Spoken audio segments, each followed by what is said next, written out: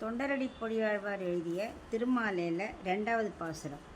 பச்சை மாமலை போல் மேனி பவளவாய் கமலச்செங்கண் அச்சுதா அமரரேரே ஆயர்தம் கொழுந்தே என்னும் இச்சுவை தவிர யான் போய் இந்திர லோகம் ஆளும் அச்சுவை பெரினும் வேண்டேன் அரங்கமா நகருளானே.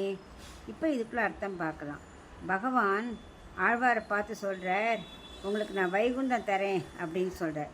அதுக்கு தொண்டரடி பொழியாவர் சொல்கிறார், அப்படி இதை விட்டுட்டு இந்த உலகத்தில் உன்னோட நாமத்தை சொல்கிறத விட்டுட்டு வைகுந்தமே நீ கொடுத்தாலும் எனக்கு வேண்டாம் அப்படின்னு அமைஞ்சிருக்கு இது 2வது பாசுரம்.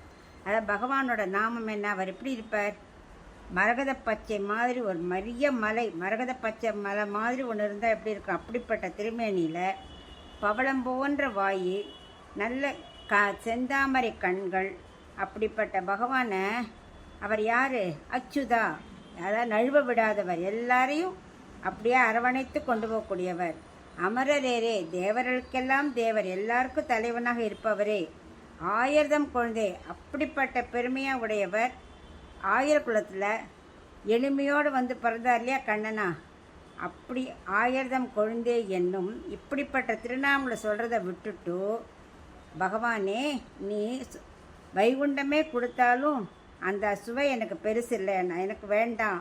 உன்னோட நாமத்தை நீ எனக்காக இறங்கி இங்கே வந்து திருவரங்கத்தில் பள்ளி கொண்டு இருக்க, அங்கே உன்னை நான் பார்த்துட்டு உன்னோட நாமத்தை சொல்கிறது தான் எனக்கு இன்பம்.